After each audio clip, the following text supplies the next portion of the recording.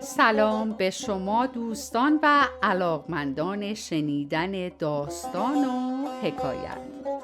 به کانال قصه گویی من خوش اومدید. من سمانه احمدی هستم و قصد دارم داستان‌های اصیل ایرانی رو براتون تعریف کنم. امیدوارم از شنیدن این سبک داستان و قصه هم لذت ببرید. داستان ملا نصرالدین و طوطی سخنگو. یکی بود یکی نبود.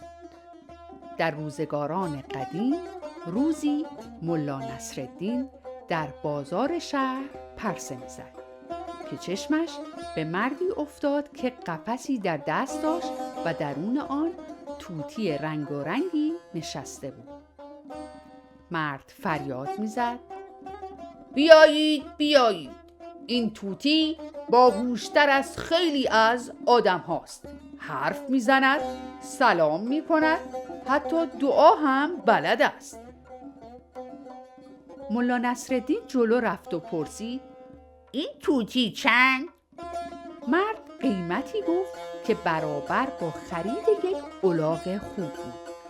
ملا ابرو بالا انداخت و گفت: مگر این طوطی تخم طلا میگذارد؟ مرد خندید و گفت: نه ملا جان، اما او میتواند مثل آدم ها صحبت کند.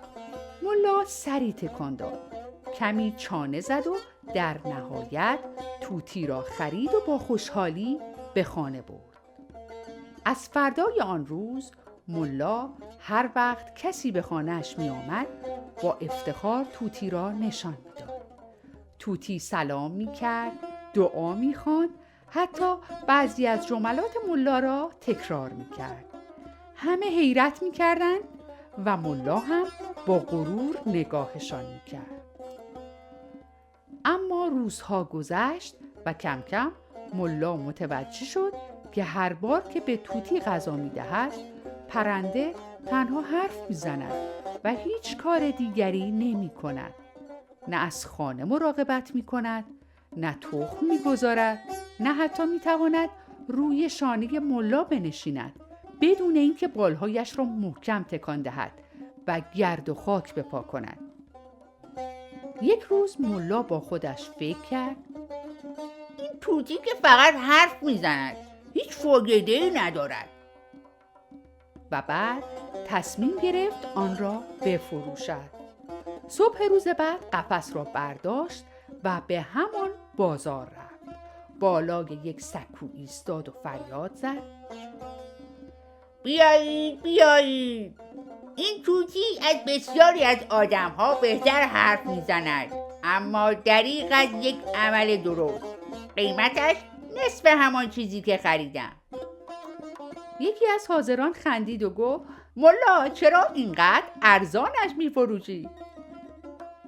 ملا نصرالدین آهی کشید و گفت: چون تازه فهمیدم دنیا پر از آدم‌هایی است که مثل این طوطی هستند. فقط حرف میزنند اما هیچ کاری از دستشان بر نمیآید. حالا چرا باید یک طوطی بی‌خاصیت داشته باشم وقتی دور و برم پر از انسان‌هایی مثل اوست؟ در زندگی کسانی که فقط حرف میزنند و کاری نمی‌کنند ارزش کمتری از آنهایی دارند که کم میگویند اما زیاد عمل میکنند.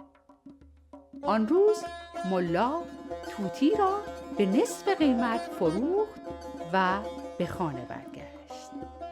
امیدوارم از شنیدن داستان ملا نصرالدین و طوطی سخنگو پند اندرز گرفته باشید.